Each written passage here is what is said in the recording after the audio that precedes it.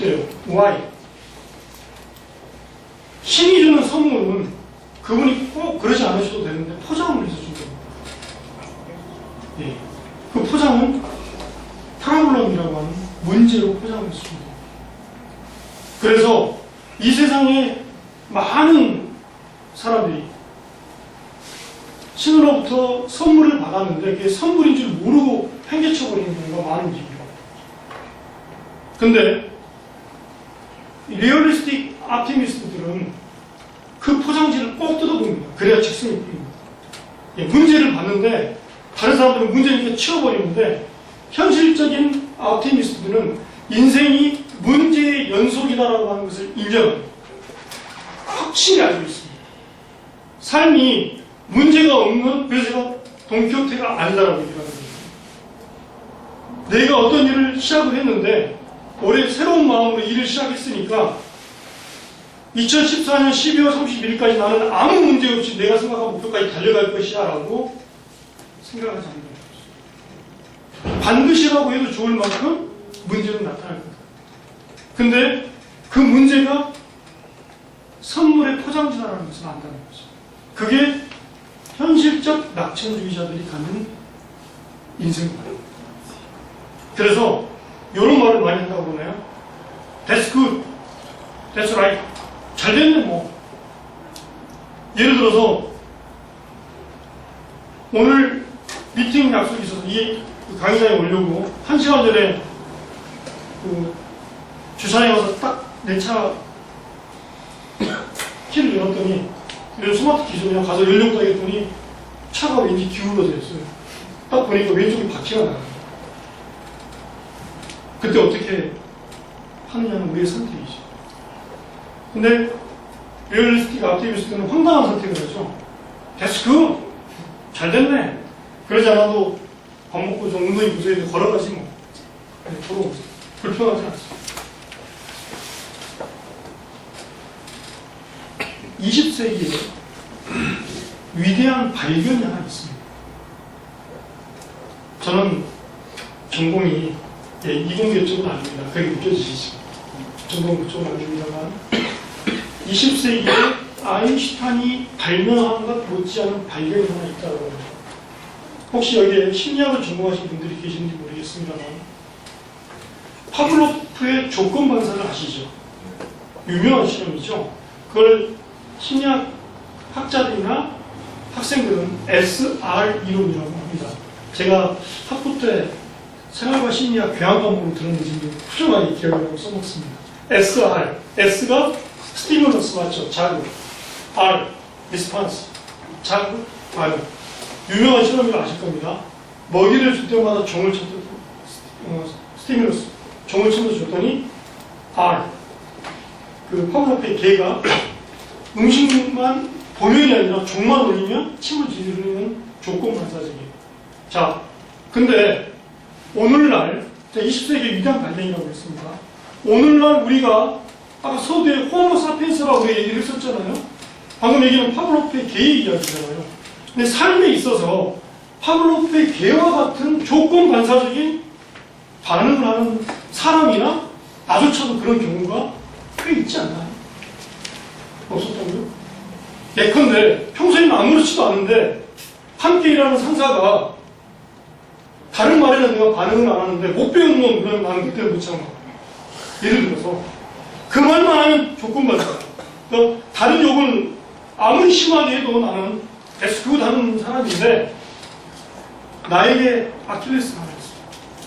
거의 이유까지 얘기하면 좀 길어지니까. 근데 못 배운 놈만 하면 나는 갑자기 사람이 불안해. 바로 소리 난다. 이건 자극에 대한 반응 아닌가요? 그 순간만큼은 파블로프의 SR 이론의 개화가 뭐가 됩니까? 근데 생각보다도 많은 사람들이 또는 많은 그런 내 안에 파블로프의 개를 갖고 있는 경우가 있지 않나요? 자, 근데 그래, 그런 정도는 그럴 수 있어. 근데 20세기의 위대한 발견이 뭐냐? 우리에게는 이 스티뮬러스와 리스판스 사이에 간격이 있다. 어떤 간격? 초이스. 선택할 수 있는 나의 공간이에요. 근데 이 발견을 이야기하고 주장하신 분이 그냥 우리처럼 이렇게 넥타이 매고 상대적으로 힘든 인생은 문제 요소라고 했으니까 문제가 있지만 그러나 일반적으로 겪는 문제를 겪었던 사람이 한 이야기가 아니고 2차 대전 당시 나치 아우슈비츠 참혹한 수용소 환경 안에 있던 한 유대인이 자신의 경험 속에서 발견해요. 놀랍지 않습니다. 여러분, 유대인의 그 수용소 안의 상황이 얼마나 비참했는지 혹시 아시는 분 있으십니까? 만약에 읽어보신 분도 있을지 모르겠습니다만 죽음의 수용소라고 하는 책이 있습니다. 한번 기회가 되시면 읽어보십시오. 갑자기 제가 그 책의 저자 이름이 생각이 안 나는데 그분은 이런 얘기를 합니다. 예컨대 나치의 열성 당원들 외에는 유겐트라고 하는 예를 들어서 나치의 소년병들 같은 경우에 그들이 뭘 한다고 나치 학살을 가다버렸습니다. 근데요, 나치 안에는 탁월한 심리학자와 정신 분석학자들이 있어서 굉장히 심리학적으로 사람들을 유도하고 끌어냈습니다. 예컨대 목표는 정해졌습니다. 유대인 학살. 근데 같은 사람의 입장에서 그 실제 진행이 된 병사들까지도 그 생각에 동의하는 건 아니거든요. 근데 유대인이 어떻게 했느냐? 나치 당원들이 이런 공간에 유대인 남녀노소를 가리지 않고 우리가 지금 이 자리에 25명이 들어와 있는데 이 공간에 여기서 우리가 산다고 생각해 보십시오. 살 수 있나요? 안 되죠. 근데 여기에 만약에 40명을 집어넣었다고 생각해 보세요. 근데 죄송한 말입니다만 전부 다 발가벗겨서 먹었어요. 그리고 모두에게 배급으로 나온 것은 하루에 물 한 컵. 그리고 음식물도 이 물 한 컵 마시고 나면 여기에 담아줍니다. 이게 답니다. 화장실 가고 싶은데요. 여기서 해결해요. 먹고 자고 배설을 연습해요. 처음에는 남녀를 구분하죠. 내외를 구분하죠. 구석부터 시작하는 그 오물이 일주일 안에 엄청 흘러버립니다. 일주일이 지나면 돼지 우리에 있는 돼지와 그 안에 있는 사람과 차이가 별로 없게 느껴집니다. 그에 반해서 나치의 소년병은 반짝반짝 빛나는 구두에 완전히 다려진 정복에 하얀 장갑을 끼고 각지 모자를 딱 쓰고 아주 데이면 베이커 같은 하얀색 와이셔츠에 절도 있는 동작으로 움직입니다. 그들의 눈에 볼 때에 똥 오줌 대설물에 뒤엎범벅이 되어 있는 유대인들을 보면 어떤 생각이 들까요? 사람이라는 생각이 들까요? 그래서 차라리 저렇게 사람이 죽는 게 낫다는 생각까지도 들지 않을까요? 그들을 가스실로 보내는 것에 주저하지 않게 됩니다. 근데 여기에 많은 이야기가 있는데 한 젊은 청년이 이런 선택을 합니다. 이 한 컵의 물로 오늘 하루를 보낸다는 거 겨울에도 힘듭니다. 그죠? 많이들 아쉬워버리고 말죠. 부족해요. 다 탑승을 갑니다. 근데 한 청년이 이런 선택을 합니다. 말은 하지 않아도 환경으로 이런 메시지를 줍니다. 너희는 사람이 아니다. 너희는 개, 귀신 같은 못한 극한의 상황 속에서 어떤 선택을 하면 다들 그에게 몰려갑니다. 심지어는 그 더러운 환경 속에서 별일이 다 벌어집니다. 그런데 한 청년이 죽은 유리 조각을 하나 가지고 있다가 이 물을 다 마시지 않고 이 물로 찍어서 얼굴을 닦습니다. 눈 주위를 닦고요. 입을 닦고요. 깨진 병 조각으로 수염을 자릅니다. 잘라질까요? 근데 그 안에서는 차이가 납니다. 왜? 다 탑수로 가고 오물로 범벅이 되어 있는데 그 사람만 병아리 세수지만 눈곱을 닦아내고 입 주변을 닦고 명도 신이라고. 기적이 일어납니다. 이 안에 들어와 있으면 나치 소년병이 매일 와서 5명씩 무작위로 잡아갑니다. 어디로? 가스실로. 그 안에 들어가면 일주일 안에 죽는 겁니다. 사람은 계속 들어옵니다. 새로운 사람부터. 근데 나치 소년병이 사람을 가스실로 가다가 딱 잡았는데 방금 그 청년을 딱 잡았어. 근데 얼굴 딱 보는 순간 동물이 아닌 사람인 거예요. 이 청년은 말이 아닌 행동을 얘기하는 거예요. 너희들이 나를 사람이 아닌 동물이라고 개 돼지만도 못하다고 던져놨지만 나는 너희가 강요하는 그런 존재가 아니야. 나는 소중한 존재야. 나는 사람이야라는 메시지가 있는 말, 얼굴을 보이고. 그때마다 섬찟한 그 메시지를 뭐 깊이 본 게 아니라 그냥 깨끗한 얼굴을 보고 내려서 치워버리고 있는데 이 사람만 그 작은 그 방에 들어가면 바로 가스실로 가는 그 대기실과 같은 방에서 6개월을 버틴 적이 있다. 기적이 일어나는 거죠. 어떤 차이가 있나요? 강요된 스티뮬러스 환경 하에서 그 사람은 자기가 선택한 거예요. 누가 알려주지도 않는 거죠. 근데 이 SR 사이에 초이스라고 하는 선택권이 있다라고 하는 이 이론한 실증적인 연구 발표는 심리학적으로는 대단한 센세이션을 일으킵니다. 이 선택권을 알고 행사하는 사람은 적어도 사람과 동물이 다르다고 분명히 얘기할 수 있습니다. 심지어 비즈니스 현장에서 평범한 98%의 사람과 그것만을 적용해도 탁월한 2%가 될 수 있는 그런 놀라운 발견이라고 생각합니다. 이야기가 길어지는데요. 인생은 문제의 연속입니다. 근데 이 유머러스한 브라이언의 말에 의하면 예외 없는 법칙은 없죠. 그죠? 예외 없는 법칙은 없습니다. 인생은 문제의 연속입니다. 예외가 뭐죠? 아시는 분 있을 것 같은데? 문제가 계속 있다가 문제가 아닐 때가 있습니다. 그게 뭘까요? 크라이시스. 문제, 위기입니다. 그래서 혹시라도 이런 강의나 또는 성공학 관련, 자기개발 관련 교육을 받다 보면 인생이 다 잘 풀려야 되는데, 아니 내가 긍정적으로 생각하면 인생이 잘 돼야 되는데, 내가 바라는 대로 다 돼야 되는데 왜 이러지? 일 수 있잖아요. 기껏 모티베이션 돼가지고 돌아가다가 집에 가다가 넘어진다고요. 그죠?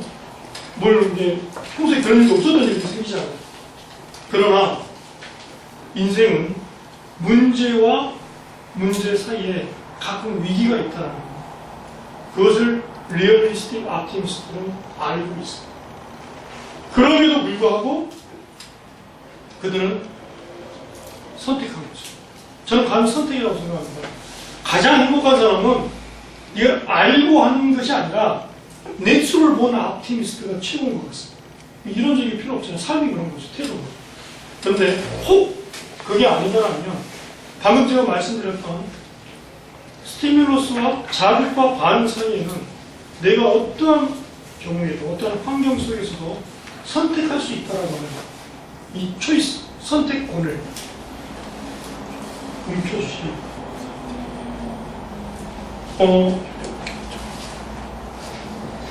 그런 의미에서 리얼리스틱 아티미스트의 현실 감각은 뛰어난, 현실 인식은 대단히 뛰어납니다.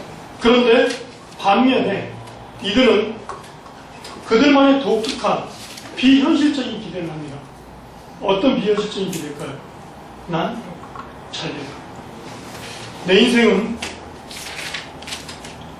아주 행복하고 기쁜 일이 넘치고 나는 내가 하는 일에서 성공할 거라고 하는 자기 자신에 대한 남들이 보면 쟤 미친 거 아니야? 라는 말이 들릴 정도의 그런 비현실적인 기대를 합니다. 이 두 가지가 진정한 아티미스트, 몽상가가 아니에요. 그렇기 때문에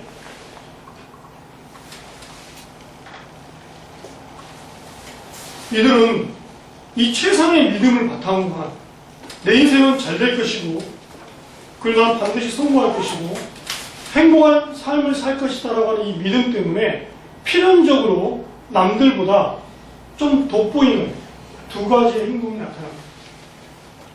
첫 번째는 뭘까요? 평범한 사람들보다 더 많은 시도를 합니다. 더 많은 실천을 합니다. 예컨대 행동이 주는 장점을 극대화해서 누리는 사람들이 이겨냅니다. 시도를 하다가 안 되면 어떤 반응이 나오냐면 대표적으로 아인슈타인이 이러한 하실 겁니다. 정보를 발명하다가 999번을 실패했습니다. 기자가 당신은 어떻게 그렇게 많은 실패를 하고도 계속 연구를 합니까? 라고 하니까 아인슈타인이 했다는 그 유명한 이야기 아실 겁니다. 무슨 소리야? 나는 정보에 불이 안 켜지는 999가지 방법을 알고 있는데 이건 머리로 되는 부분이 아니죠. 근데 이런 태도가 있는 사람은 의도하지 않았지만 그런 태도를 자연스럽게 취하게 된다는 거죠. 끊임없이 시도합니다. 지치지 않습니다. 에너지가 있었죠. 자, 성공이라는 얘기는 트라이얼을 했는데 이게 효과가 있어요. 계속 하는 거예요. 했는데 안 되면요. 다른 걸 하는 거예요. 다른 거. 될 때까지. 이 많은 시도는 그가 어떤 일을 하든 간에 성과를 내는데 효과적일 때까지 하기 때문에 인디언의 기우제처럼 100% 성공하는 거예요. 근데 그 정열적인, 열정적인 트라이얼, 시도가 어떻게 나오느냐, 무슨 철학의 문제냐, 아니라는 거죠. 태도의 문제인 거죠.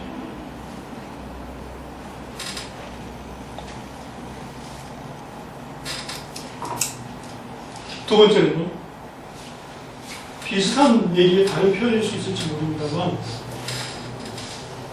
낙천주의자들은 성공한 정상의 3%의 사람들은 결코 포기하지 않습니다. 결코 포기하지 않습니다. 시도를 다양하게 한다는 이 행동지향적인 것과 동시에 절대 never give up, 포기하지 않습니다.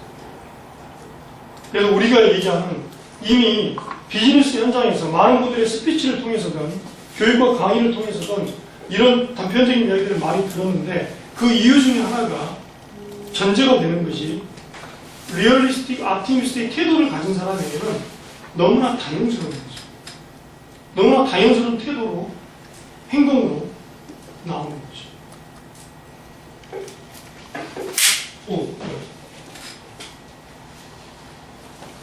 자, 잠깐 머리를 식히는 의미에서 머리 식혀주는 게 아닌데요. 볼펜을 드시고 30초를 드리니까 내 인생에서 가장 중요한 목표 3가지만 적어보시기 바랍니다.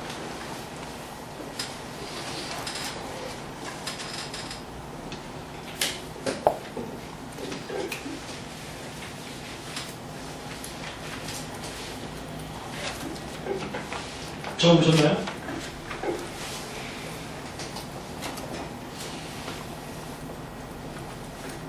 시간은 30초입니다. 이제 10초 남았네.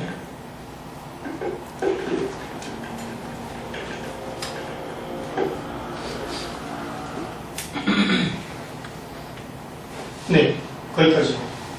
제가 또 쓰는 시간을 더 드리도록 하겠습니다. 자, 여러분이 쓰신 이 3가지 목표 중에, 혹시 3가지 중에 하나라도 제가 말씀드린 3가지 중에 3가지와 일치되는 게 있는지 한번 잠깐 눈으로 봐보십시오. 돈, 건강, 가족 또는 인간관계. 셋 중에서 하나 정도는 들어있나요? 네. 아, 그 3가지 다인가요? 혹시 그럼 다른 질문을 드릴게요. 여러분들 마음속에 지금 내가 좀 해결해야 할, 해결 분명히 할 겁니다. 그러나 조금 골치 아픈 문제들이 있나요? 전혀 문제 없으신가요? 혹시 그 문제들이 이 목표가 달성이 되면, 방금 쓰신 세 가지 목표가 달성이 되면 방금 걸쳐놓은 문제들은 해결이 됩니까? 맞습니까? 네. 사실은요, 골, 목표와 문제는 동전의 앞뒷면 같은 게 많습니다. 알고 있었던 거죠?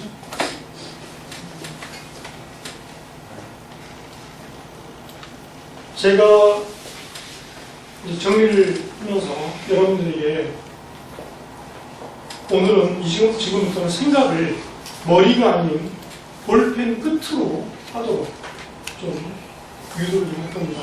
좀 따라와 주시면 좋겠는데, 제목을 성과를 2배 올리는 방법이라고 하는 바람에 제가 소재를 머리를 잡았는데요. 성과를 2배 올리는 사람들의 사고방식 3가지를 말씀드릴 텐데, 저는 이 3가지를 의도적으로 하나에다가 다 결론적으로 포커싱이 되도록 말씀드릴 것 같습니다. 먼저 첫 번째 성향은요, 미래지향적입니다. 사실 앞에도 말씀드렸습니다. 탑 3%의 사람들이 성과를 올리는 이유 중에 하나는, 또는 그런 사람들의 성향들을 모아봤더니 그들의 관심은 과거에 이미 벌어진 문제에 있지 않습니다. 내가 아까도 말씀드렸죠. 원하는 게 뭐고 그걸 어떻게 이룰 것인가에 관심이 있다고 그랬죠. 그 말 자체가 미래예요. 그래서 이들의 특성 중에 하나는 자기가 원하는 것을 명확하게 알 뿐만 아니라 그것을 시각화하는 재능이 있습니다. 이건 거의 타고나야 될지 모르나, 아까 말씀드렸듯이 우리는 충분히 스마트하다고 그랬죠. 연습과 훈련을 통해서 몸에 습득할 수 있습니다. 이것은 제가 강의를 세이지 하는 사람은 아니지만 브라이언 트레이시의 성취 심리 리더십 특강을 들으시면 될 것 같습니다. 그래서 본인의 원하는 바를 눈으로 보듯이 시각화하는 능력이 상당히 뛰어납니다. 미래지향적이에요. 자, 여기서 사실은 제가 시간이 되면 하나 더 좀 볼펜으로 쓰게 하고 가려고 했는데, 그냥 작은 숙제처럼 말씀을 드리면, 여러분이 한번, 내일이 주말이지 않습니까? 주말에 5년 후 나의 아주 이상적인 하루를 한번 글로 써보시기 바랍니다. 5년 후 나의 가장 이상적인 하루. 아까 내 인생의 목표 3가지를 제가 30초 안에 쓰게 했는데요. 시간을 충분히 주지 않고 쓰게끔 여러분을 독려하면 일반적으로 내가 가장 관심 있었던 게 즉각적으로 나오게 되었습니다. 그러면 그 3가지가 다 이루어졌을 때 나는 어떤 모습, 누구와 어떤 모습으로 어떤 일을 하면서 살고 있을까? 어떤 것들을 누리면서 살고 있을까? 어떤 집에 살고 있을까? 어떤 일을 하고 있을까? 때로는 보기 싫은 누군가는 보지 않아도 되겠지, 이런 거. 한번 꼭 그려보시기 바랍니다. 자, 오늘 사실 본론 중에 본론이라고 할 수 있습니다. 제가 생각에서부터 여기까지 끌고 왔는데요. 변화된 생각을 행동으로 옮기기 위해서 내가 결심을 하고 그 결심을 목표로 바꿔라, 그 얘기를 했는데, 오늘 이 자리에서 나의 목표를 생각해보고 목표를 달성할 수 있는 방법에 대해서 한번 정리를 한번 해보도록 하겠습니다.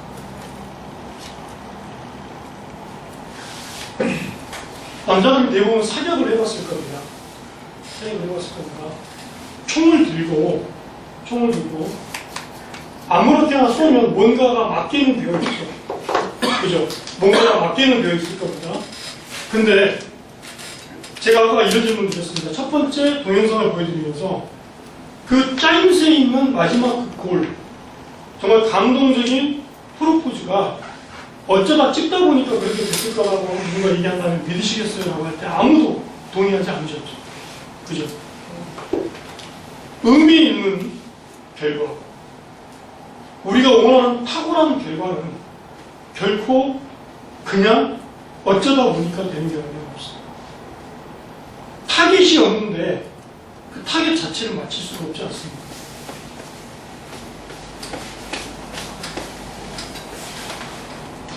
이거 재미없는 공식은 빨리 얘기하고 진행할게요. 성공의 공식이 있대네요. 이게 무슨, 저 수학 싫어합니다. 이게 무슨 뜻인지 아시나요? 책을 많이 보신 분은 알 텐데. 자, understand 곱하기 노력 결과가 나옵니다. 이 understand는요, 이해한다는 얘기인데 공부하고 지식을 쌓는 스킬이 포함된 이야기입니다. 내가 원하는 것을 익히기 위해서 이해가 될 정도로 공부하고 이해하고 익힌 다음에 노력을 하면 원하는 결과가 온다는 게 성공의 공식인데 여기까지 잊어버리시고 제가 여기서 포인트로 알려드릴 것은 순서입니다. 뭐가 중요하죠? 여기서 제일 중요한 게 뭘 제일 먼저 해야 되죠?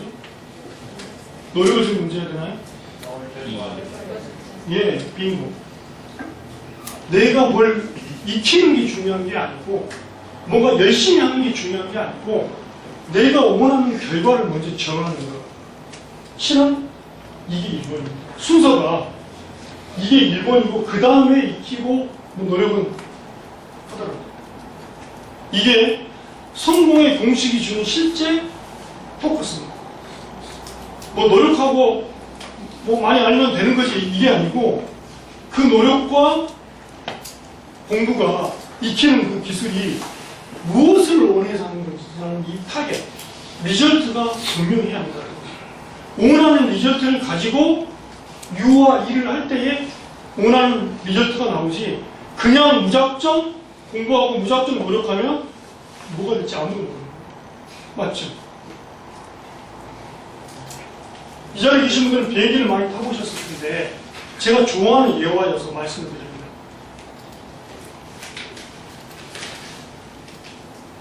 우리가 미국 케네디 공항에서 이륙을 하면서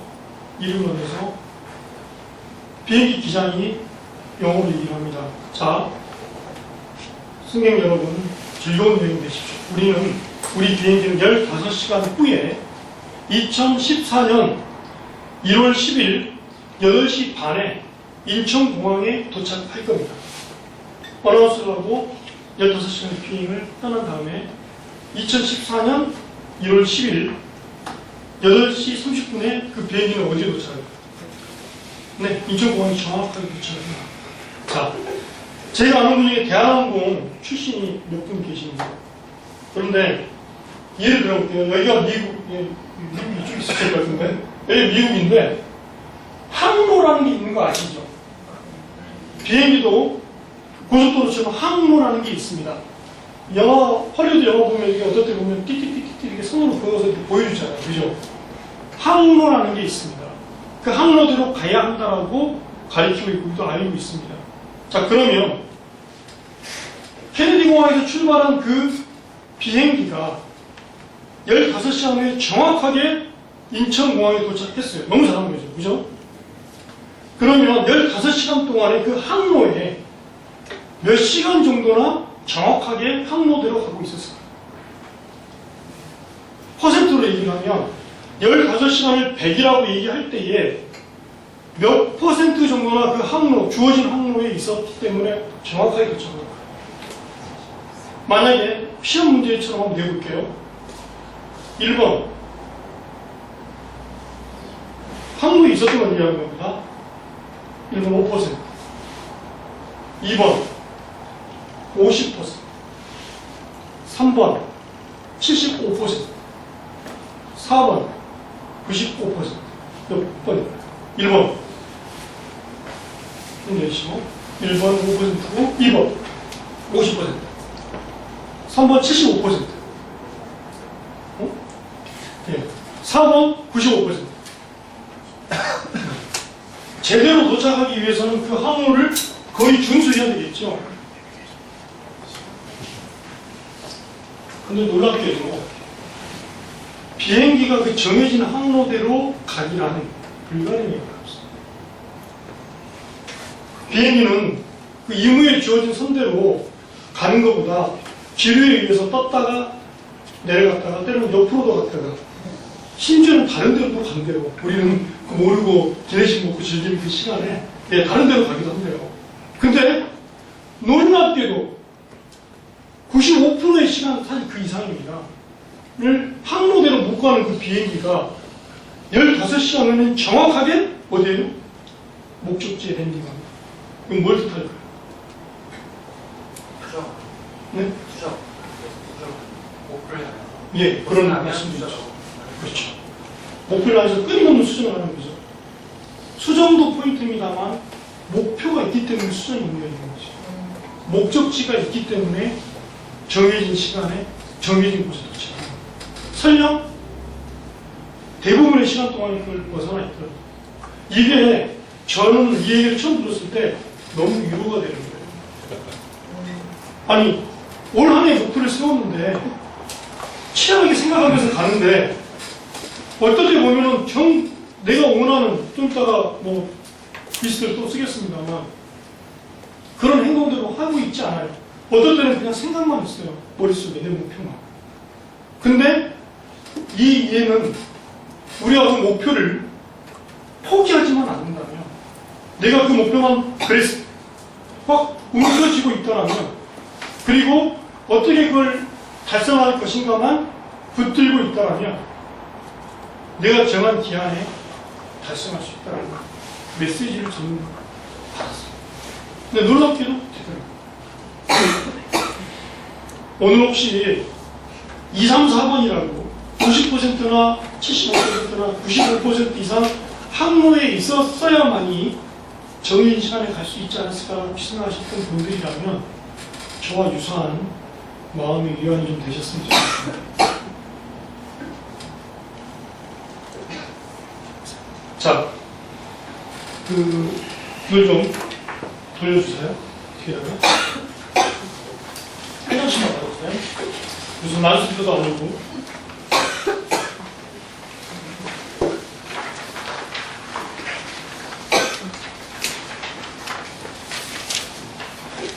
제가 이 자리에 오신 분들은 목표를 사실은 다들 관심을 가지시고 한 장 모자란데요?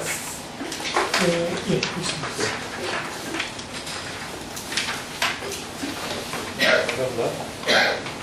두장 모자. 다들 목표도 쓰려고 합니다만 많은 분들이 이런 얘기를 합니다. 사실은 정말로 나는 내 마음이 가는 내가 원하는 목표를 세워본 적이 한 번도 없다. 실은 회사에서 주어진 예를 들어서 세일즈적인 영업 목표 아니면 분위기상 해야만 한다라고 하는 그 무엇들 그죠? 주어진 목표만 수동적으로 받아와서 사실은 나는 이런 거 되게 낯설다 이런 분들이 많은데 이 시간에는 잠깐 10분 미만을 투자해서 자기 자신을 한번 데려가 봅시다. 자, 지금부터는요 작성자에다 자기 이름 쓰세요. 생각을 하는데 뭘로 생각을 한다? 펜 푸스로 생각하시는 거 아시겠습니까? 그 말은 무슨 얘기냐? 제가 주문하는 것대로 생각을 그대로 글로 쓰시는 겁니다. 아시겠죠? 사람마다 다 다릅니다. 자, 먼저 1번 항목에다가는요 내 삶에서 가장 중요하다고 내가 생각하고 있는 가치 5가지를 쓰십시오. 무작위로 쓰십시오. 단어로 쓰시는 겁니다.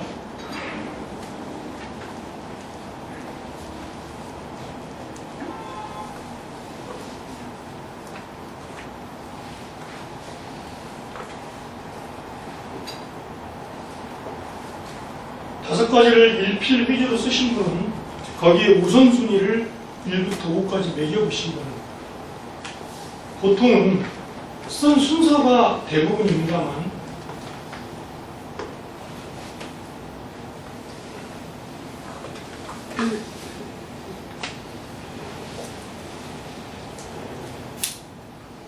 자, 나의 삶에서 가장 중요한 가치라고 생각하는 5가지를 썼습니다.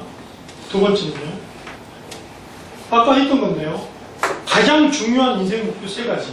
아까 30초밖에 안 됐을 때 쓰셨던 거 그대로 쓰시면 됩니다. 나에게 가장 중요한 인생 목표 세 가지. 미리 말씀드립니다만 요 한 장의 페이지에서는 여러분 스스로 여러분을 발견하라고 하는 것이지 그게 보이려고 하는 거 아닙니다. 그걸 어디서 쓰는 것이죠? 2번에서.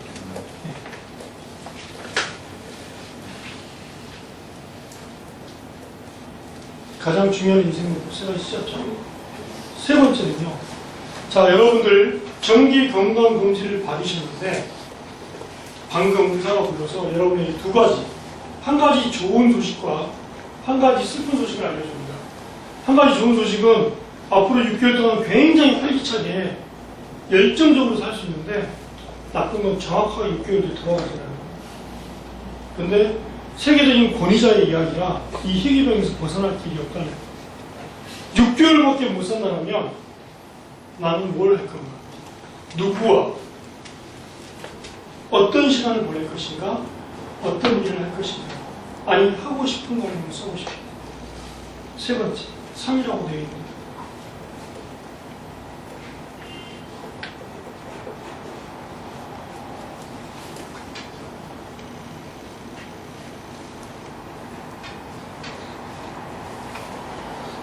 정말 6개월밖에 안 남았는데 오늘 야근을 마저 하고 가겠다는 거 이렇게 쓰신 분도 있을지는 모르겠습니다.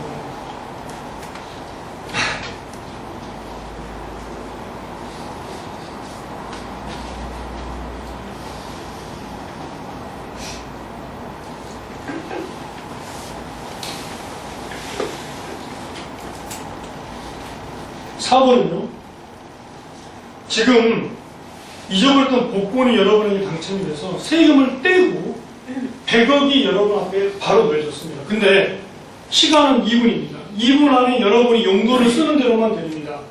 뭐 100억 단위로 누구 준다 이렇게 쓰는 건 무효고요. 100억 미만의 금액으로 여러분이 용도를 쓰는 대로 드릴 겁니다. 2분 동안. 쏘리 10억 미만으로 접근드렸네요. 100억을 여러분 쓰시는 겁니다. 2분 동안. 어디에다가 어떻게 쓸 건지 한번 써보세요. 2분 동안요? 2분. 2분 만에 100억을 다 써야겠는 거야? 아니면 2분 동안 예, 그러니까 쓰는 대로. 그러네요. 100억을 글씨로 쓰는 대로. 네. 100억을 좀 쪼개가지고 어디에 어떻게 쓰겠다. 네, 써보십시오. 참고로 제 시계가 굉장히 빨라서요. 지금 1분 지났습니다.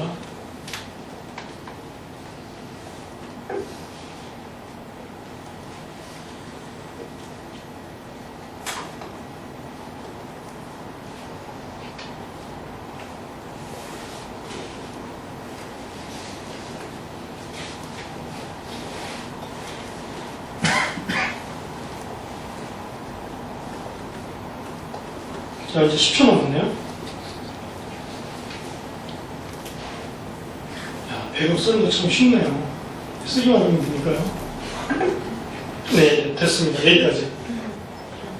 5번째에다가는요. 지금까지 여러분의 삶을 돌아보시면서 하고 싶었던 일이에요. 근데 어떤 두려움 때문에 시도조차 안 해봤던 일이 혹시 있습니까? 이분 이 시간 한번 생각해보십시오. 내가 하고 싶었던 일이었는데 어떤 두려움, 부정적인 감정들 때문에 하지 않았던 일, 못했던. 지금 생각해보니 그때 그 일 하고 싶었었는데 한번 떠올려 보시기 바랍니다.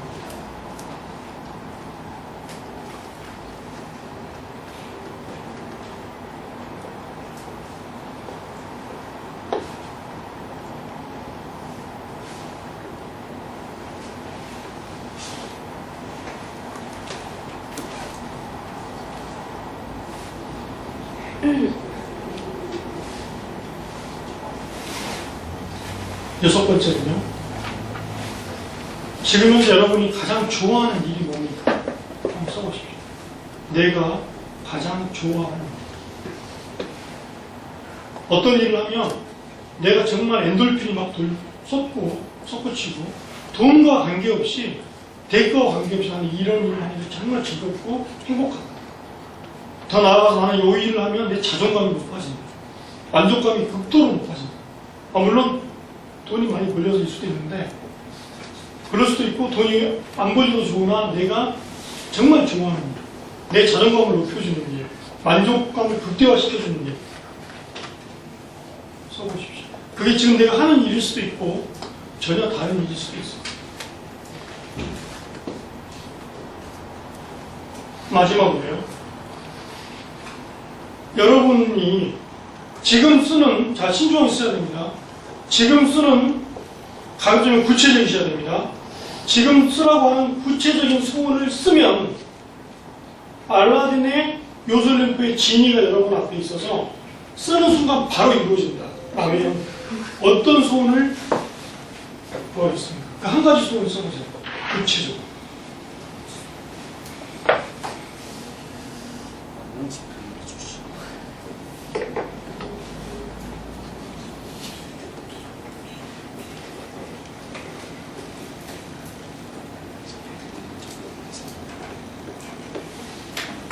자, 다 쓰셨습니까? 1번부터 7번까지 다 쓰신 분? 네. 볼펜 하나 내려놓으시고요.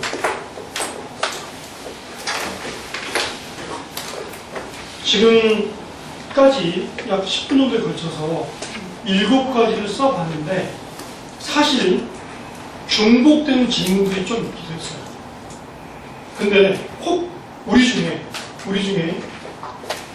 이거 쓰기 전과 후를 했을 때 내가 생각지 않았던 내가 이런 걸 아쉬움을 갖고 있었나 하는 걸 혹시 발견하신 분 있으신가요?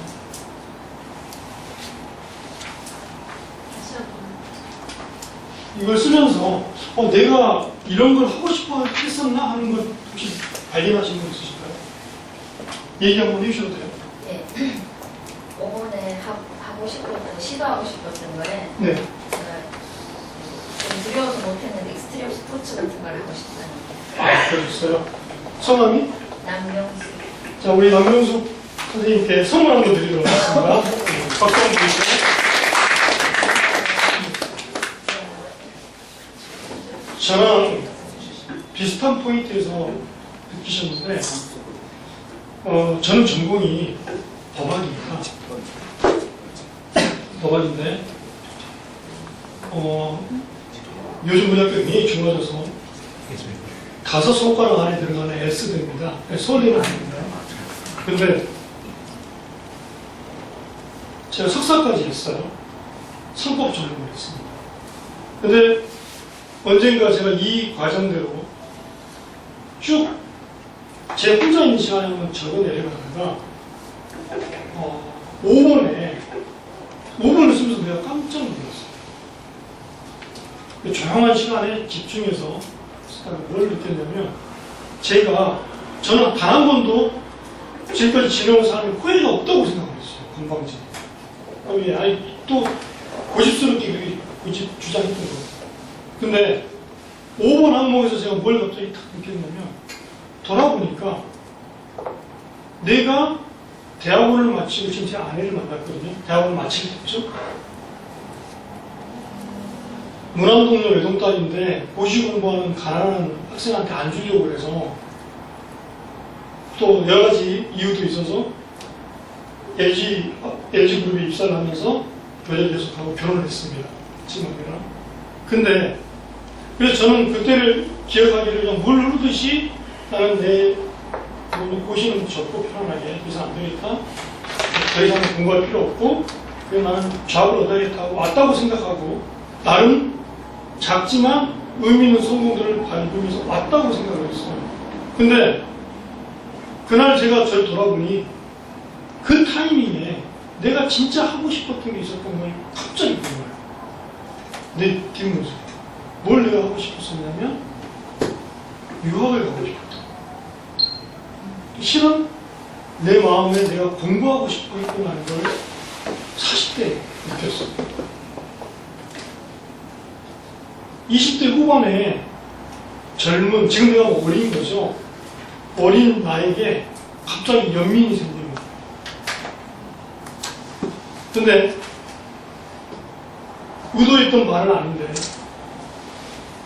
우연처럼 찾아온 기회에 40대 늦은 나이에 박사과정에 들어가서 다시 공부를 하고 있습니다. 자, 근데 저에게는 그냥 그대로 끝났어도 저에게는 의미가 있었을 텐데 상당히 개인적으로 애착이 가는 경험입니다. 그래서 여러분들이 뭘 느꼈는지는 모르겠습니다. 근데 적어도 내가 뭘 원하는지에 대한 하나의 팁 정도는 이 짧은 시간에 좀 느끼셨으면 좋겠습니다.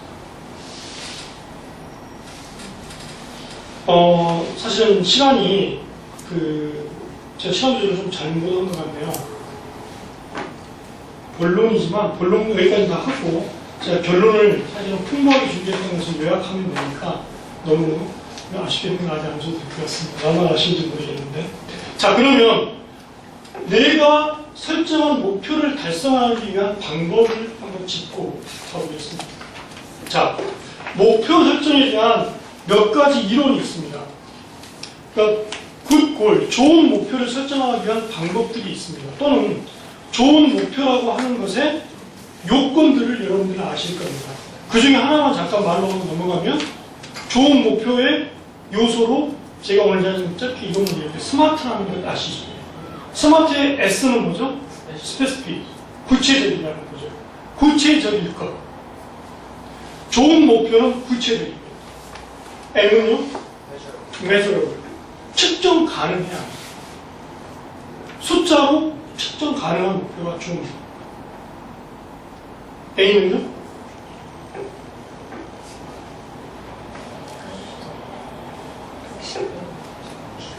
갑자기 잘 이겨지나요?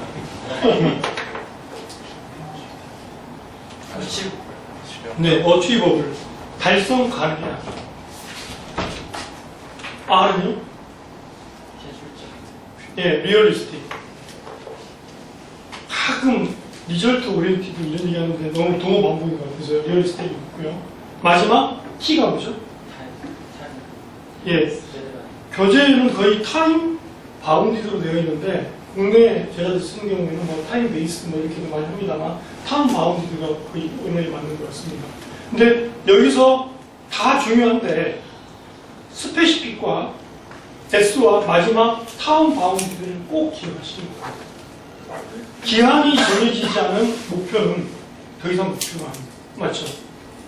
자, 중요한 것은 분명한 목표를 설정하는 것, 이게 가장 중요합니다.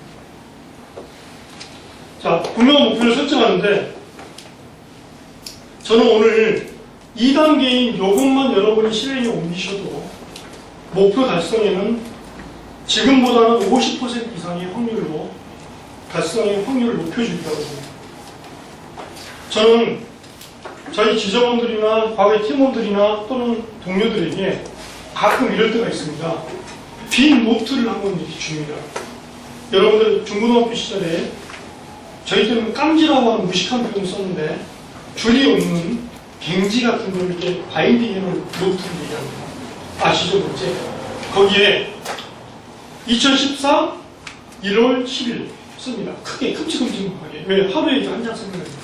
거기에 제가 다양하게 요구하는, 요청하는 말대로 자기 목표를 써내려가는 겁니다. 제가 이걸 어디서 배웠냐면 제가 과거에 함께 일하는 선배로부터 이 선배가 회의를 진행하는데, 본인이 모티베이션 회의를 진행하는데 다른 건 안 해도 자기 수첩에다가 목표를 꼭 쓰게 했어요. 꼭 쓰게 했어요. 그때는 쓰기가 되게 싫었어요. 근데 그분은 다양하게 묻지도 않아요. 네가 원하는 목표 3가지 써. 이거예요. 매일 그걸 한다고 생각해보세요. 네가 원하는 목표 3가지 써. 그러면 2가지 부류로 나뉘어요. 어떤 사람은 목표가 계속 바뀌어요. 어떤 사람은 같은 목표를 계속 써요. 중간도 있죠. 가끔 바뀌는 거예요. 근데 그러다가 이분이 6개월도 안 하고 그냥 가셨어요. Say goodbye. 어느 날 제가 1, 2년이 지나서 정리를 하다가 그때 노트를 발견한 거예요. 볼 노트. 열어봤어요. 깜짝 놀랐어요. 쓰기 싫어서 억지로 썼었거든요. 이럴 줄 알았으면 열심히 써볼 때는 막 대들이더라고요. 쓰면서 이게 되겠어라고 쓴 것도 있었거든요. 거의 다 됐어요. 제가 목표를 엄청 큰 것도 쓰고 작은 것도 쓰고 있는데 딱 하나 내가 평생에 걸쳐서 해야 될 단 하나의 목표, 아까 주된 목표 설정할 때 제가 뽑아냈던 하나, 그거 하나 빼고는 그 당시 비즈니스 목표를 많이 썼던 것 같아요. 단기적인. 그건 거의 이렇던 것 같아요. 포지션 변화라든지 승진 변화. 제가 감히 권하건데 올해에 내가 내 목표를 달성하기를 원하신다면 별도의 골 노트를 하나 사셔서 매일 아침 날짜를 쓰시고 책상에 놓는 게 제일 좋을 것 같아요. 자리에 딱 앉으면 오늘의 노트 목표를 쓰시는 거예요. 정말 변화오셨어요. 효과 100%입니다. 95%가 넣어야 되겠네요. 100%인 경우로 쓰시려면 신앙이 있으신 분들은 골 노트를 지도 노트로 바꿔 쓰시죠. 그러면 방금 말씀드렸던 5%가 추가돼서 100% 교만하면 안 되니까 99%로 수정하겠습니다. 되는 겁니다. 중요한 건 목표를 쓰는 겁니다. 여러분, 아까 왜 탑 3%에 대한 이야기가 많이 나오느냐? 여러분들 이미 진과는 얘기일 수 있지만 미국에서는 60년대, 70년대에 세 번에 걸쳐서 세 곳의 대학에서 이 글로슨 목표에 대한 실험이 있었습니다. 유명한 실험. 그 중에 하버드 대학에 대한 걸 말씀드리면 그 전에 했을 때하고 딱 1% 차이밖에 안 나거든요. 하버드 대학 졸업생들에게 당신 졸업 후 목표가 뭐냐라고 했을 때 다들 알고 계시죠? 84%가 당장 이 졸업식 끝나고 나면 휴가 일주고 싶고 좀 쉬고 싶고 정해진 다른 일정 소화하고 싶다고 해서 목표가 없다라고 분석을 대답을 했어요. 근데 23%가 목표에 있다고 대답했죠. 나머지 3%가 글로슨 목표가 있다고 했어요. 그 이전에 했던 조사에 비해서 차이가 있다면 글로슨 목표가 있다고 하는 사람이 그전 조사에서는 2%. 마지막 하버드대 조사에서 딱 1%가 늘어난 3%가 글로슨 목표를 가지고 있었다고 해요. 대단한 목표들이 아니었어요. 근데 10년 이후에 주기적으로 그 성과를 추적 조사해본 결과 그 84%의 당장 눈앞에 목표가 없던 사람에 비해서 목표를 가진 사람이 3배 이상의 성과를 가졌고 글로 쓴 사람은 10배 이상의 성과를 거뒀다라고 하는 우리가 다 알고 있는 검증된 결과가 있습니다. 사실은 그래서 그때 이후로 성공한 사람들을 얘기할 때 탑 3%라는 단어를 관용적으로 많이 쓰는 것 같습니다. 목표를 종이에 쓰는 것 한 번만 써도 파워풀하답니다. 매일 쓴다면 여러분들의 상상에 맞는 것. 중요한 건 반드시 기한을 정하셔야 합니다. 여기서 사실 브라이언 트레이시 다른 교육을 받으시면서 여기에 대한 디테일도 받으시겠습니다만 긍정문 어법을 쓰시면 아주 좋습니다. 분명히 기한은 미래의 언제죠. 자, 2014년 12월 1일이라고 칩시다. 미래죠. 그것을 현재 시제로 쓰는 겁니다. 이원과 연관해서 얘기한다면 나는 2014년 12월 1일 내가 원하는 게 뭐죠? 만약 여러분의 있는 차원에서 사장이 되는 겁니까?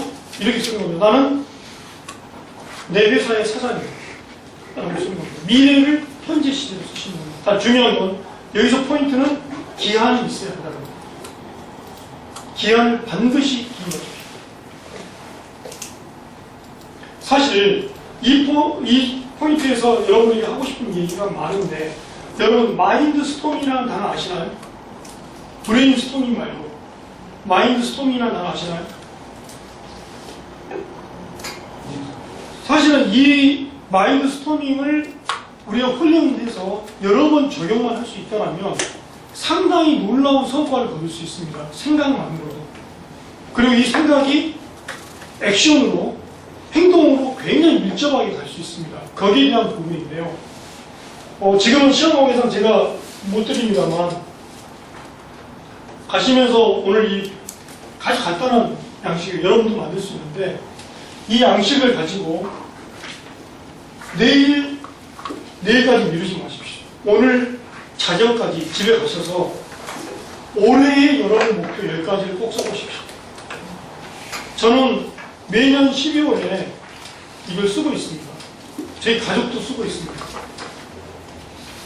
근데 이 10가지 목표를 쓰시는데 이 10가지 목표 중에서 여러분이 하나를 골라내시는 거예요. 어떤 거 하나를 골라낸다? 예컨대 이런 거죠. 이 10가지 목표 중에서 이거 하나를 달성하면 나머지 9개의 목표에 대단히 큰 영향력을 끼치고, 심지어는 이거 하나를 달성하면 나머지 9개는 저절로 달성이 되겠다는 게 있을 수 있죠. 그죠? 그거면 더 좋을 거고, 그게 아니다라면 설령 그 정도가 아니어도 내가 가장 달성하고 싶은 그 하나를 고르십시오. 그걸 요 골 시트의 뒤편에다가 상단에 한 번 더 쓰시는 거예요. 예를 들어볼게요. 여기 나와 있는 그러면 2014년 내 소득을 2배로 올린다. 연봉을. 그러면 작년에 연봉이 1억이었다면 2014년 내 연봉을 2억으로 만든다라고 썼다고 가정할게요. 그리고 나서 요 20가지는 오늘 할 수가 없으실 겁니다. 지금 얘기하는 건. 그걸 달성할 수 있는 방법을 볼펜으로 20가지를 쓰십니다. 20가지. 근데 단언컨대 이 20가지를 쓰는 것이 절대 호락호락하지 않습니다. 초기 5가지는 일반적이고 추상적인 얘기가 나올 가능성이 없습니다. 일반적으로. 여러분은 안 그러실 수 있지만 8개까지 꽤 많이 쥐어짜야 될 겁니다. 근데 저 같은 경우에는 2자리 숫자 가기 전에 딱 걸리더라고요. 9번 정도 보면 이제 생각이 잘 안 나요. 요 끌어낸 목표에 대한 방법 20개가 쉽지 않습니다. 시간은 조금 넉넉하게 가지시고 10개는 오늘 쓰셔야 됩니다. 24시까지 쓰시되 뒷면에 주된 목표 하나를 달성할 수 있는 방법 20가지는 아까 생각을 많이 하시는 우리 분처럼 정말 주말 내내 생각하셔서 일요일까지 한번 쥐어짜보시는 거예요. 이게 굉장한 마인드 스토리입니다. 왜 마인드 스토리냐? 이걸 정말 진지하게 하면 머리가 쥐가 나요. 정말 쥐가 나요. 근데 정말 원하는 건요, 여러분 쥐가 나는 건 굉장히 좋은 진리입니다. 여러분이 돈을 안 쓰던 무기를 쓰고 있다는 거고요.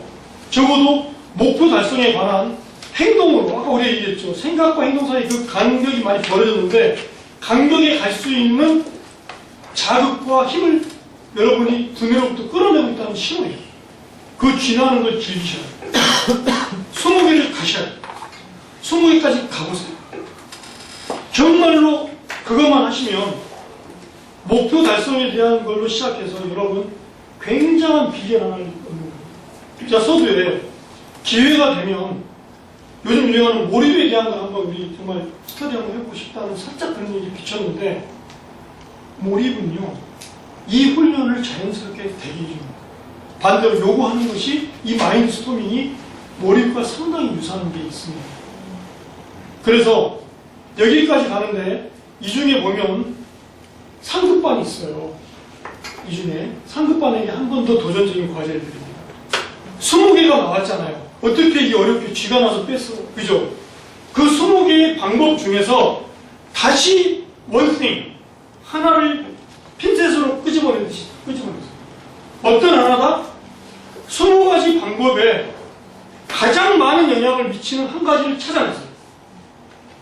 그래서 새로운 종이 한 장을 꺼내셔서 그 위에 그 방법을 쓰세요. 그리고 그 방법을 놓고 이걸 달성할 수 있는 20개를 한 번 더 도전해 보시는 거예요. 제가 감히 개런티 하는데 이 20개까지 가시면 여러분 삶이 변하십니다. 변하십니다.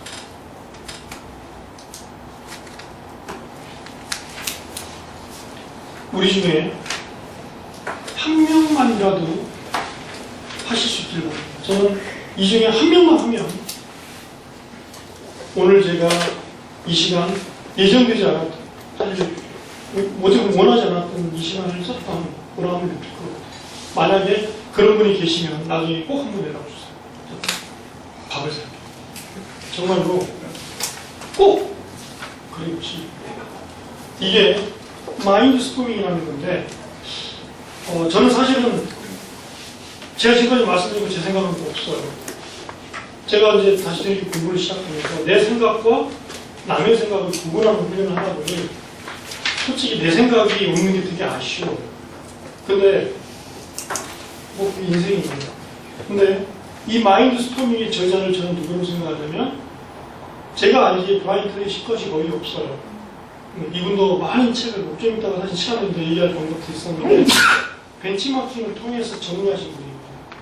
제가 짧은 소견에 이분의 거의 유일한 것에 가까운 게 요거 아닌가 싶어요. 마인드 스토밍. 제가 물론 짧다는 걸 미리 말씀드려서 다른 근거가 있으면 심심해요. 자, 여기 하시고요. 자, 정리하겠습니다. 한 가지 목표에 대한 20가지의 달성 방법을 끄집어내셨을 때에 이것을 중요도에 따라서 파레토의 법칙 아시죠? 80대 20 법칙 아시죠? 성과를 다 가져가는 것이 있을 겁니다. 그 우선순위에 따라서 시간 순서를 정하시는 것, 이걸 우리가 우선순위에 따른 배열을 이러는데 이게 여러분이 입버릇처럼 이야기하는 플랜의 의미입니다. 골 다음에 플랜이라는 말을 우리가 쓰는데 플랜은 이걸 얘기합니다. 방법을 얘기해놓은 꺼내는 이 20개가 플랜이 아니고 이 플랜을, 요 항목들을 우선순위에 따라서 배열하는 것이 여러분의 플랜입니다. 진짜 중요한 게 이거죠. 24시간 안에 행동해 보시오. 그 20개. 특히 우선순위에 배열된 첫 번째. 옮기셔야 돼요. 24 이메일. 더 중요한 건 뭔지 아십니까? 독하게 매일매일, 일요일도 없습니다. 매일매일 방금 세웠던 목표와 관련된 의식된 행동을 하나씩 하는 거예요. 하나를 빠뜨리는 게 엄격히 하는 거예요. 사실 이제 시간이 돼버려서 제가 좀 의욕이 없어서 쓸데없는 준비를 많이 한 것 같은데 여러분 펠프스 아시죠? 수영 선수. 얘가 유치원 때 어렸을 때 HD 그죠? 평범반찬장이고요. ADHD 한점 많았던 거 아시나요? 유치원 선생님과 그 아동 교육 전문가들이 얘는 뭘 해도 안 된다. 집중력이 없고 반대해요. 판정을 받았어요. 근데 펠프스가 거둔 올림픽 그 금메달 숫자가 몇 개죠?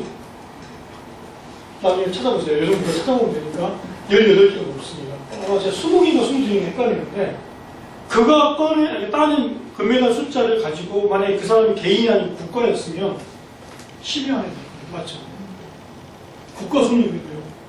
근데 그 펠프스를 가지고 요즘 뭐라고 얘기를 하느냐면 그의 장점을 집중력이라고 해요. 말이 안 되는 거죠. 올림픽 그 관임 행동 발달 장애가 없어진 거 아니거든요. 그래서 문제도 많이 생겼거든요. 선택된 집중은 누구나 다릅니다. 이 펠프스가 자기가 원하는 그 수영 하나에 어떤 노력을 보였냐면 자기의 경쟁력과 다르게 하기 위해서 하루에 4시간의 훈련을 일요일도 빠뜨리지 않으면 1년에 곱하기 51일 그죠? 남들보다 약 한 달 이상 더 훈련할 수 있다는 것을 인지한 순간부터 일요일도 단 하루도 쉬지 않고 365일 훈련해서 사실 내가 목표를 세울 때에 그 목표에 아까 제가 이모셔널 이야기를 했는데 감정적으로 얼마나 몰입하고 이입할 수 있느냐가 굉장한 관건입니다. 그래서 또 건방을 떨면 이모셔널 엑셀러레이라는 단어가 보니까 성공하기 없는 것 같아요. 이거 관련한 책을 한번 써보고 싶어요. 비즈니스 모델링 단어가 있는데 근데 제 테마 운명이 트리거가 같아요. 트리거도 좋다는 것 같기도 해요. anyway, 목표에 내 감정이 얼마나 이입이 되느냐에 따라서 행동으로 가는 간격을 줄일 수 있거나 지속성이 달라집니다. 근데 그것만이 있겠습니까? 또 있습니다만 일단은 그 정도의 팁을 가지시고 생각하시되 오늘의 이 과정 속에서 따라오신 분들은 아마도 그런 느낌을 조금은 받으셨을 거라고 봅니다. 자,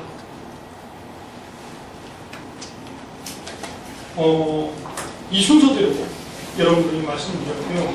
몰량식 가져가시고요. 최고 지향성, be the best를 지향하죠. 제가 사실 말씀드렸습니다. The one thing. 성과를 낼 수 있는 키와 같은 것 하나를 잡아내는 것.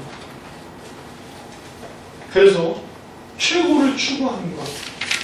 이 집중이 필요합니다. 그래서 제가 오늘 소드에 세 가지라고 얘기하면 세 가지가 하나라고 얘기했던 것은 오늘 이제 의도적으로 목표와 관련해서 그냥 끌고 가고 있습니다.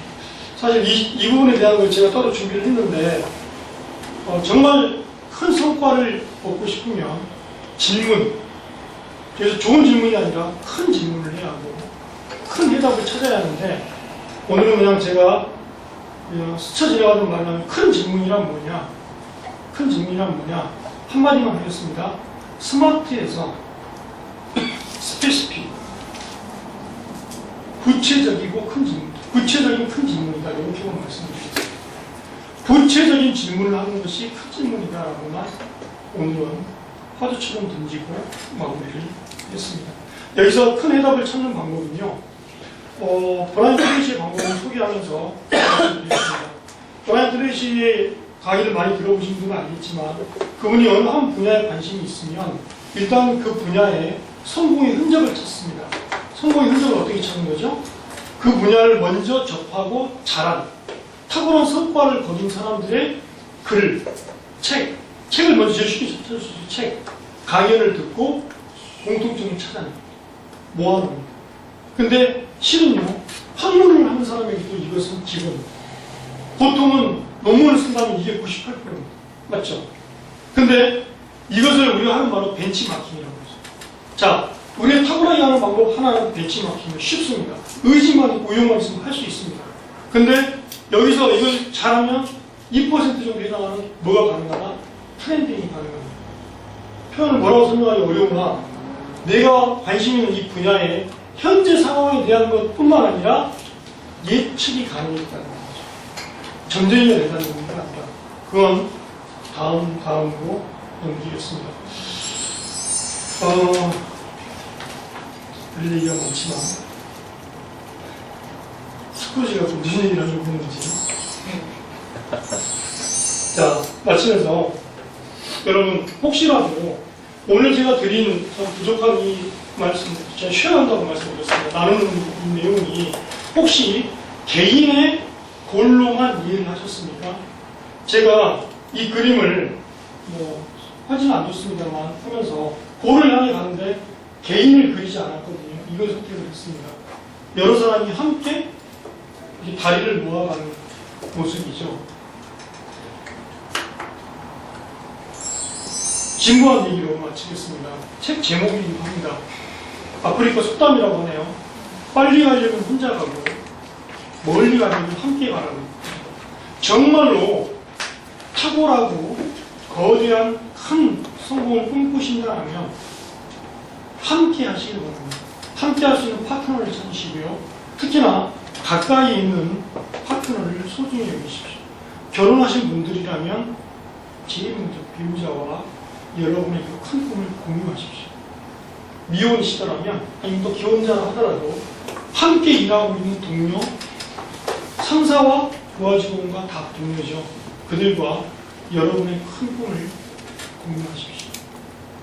사실 그들에게 소도도 얘기했습니다만 respect each other, 그들에게 존경심을 보여주세요. 어떻게 해요? 가장 손쉬운 방법 칭찬하세요. 여러분의 동료를 향한 존경이 여러분에게도 돌아올 거고요.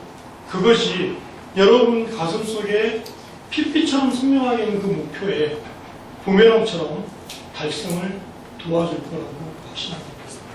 자, 부족한 강의라고 하기는 그런데 여러분들이 이미 알고 있는 내용을 나누는 시간을 좀 가졌는데 시간이 10분 오버됐습니다만 스타트를 10분 늦게 한 건 아시죠? 네. 네, 정확하게 2시간 이대로 마치도록 하겠습니다. 수고하셨습니다.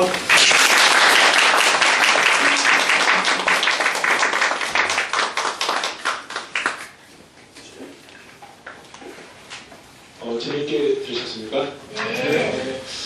새해 목표 설정 강의에 대해서 저희가 준비를 해봤고요. 목표 설정에 대해서 아마 굉장히 집요하게 정말로 잘 하고 계신 우리 김민아 강사님께 우리 큰 박수 다시 한번 부탁드리겠습니다. 그리고 오늘 강의했던 내용은 제가 캠프로 찍었어요. 그래서 저희가 카페 같은데 연락하실 수 있게 공유하려고 하고요. 그 이후에도 저희가 교육과외상에 참여하셨던 분들은 저희가 크게 저작권 관련된 거 아닌 거고 같이 볼 수 있게 이렇게 준비하도록 하겠습니다. 제가 개개인 이메일 보내서 초대하고 할 테니까요. 혹시 연락처 제대로 안 남겨주신 분 계시거든요. 이메일 주소 없거나 알려주시면 좋겠습니다. 네, 수고하셨습니다. 감사합니다.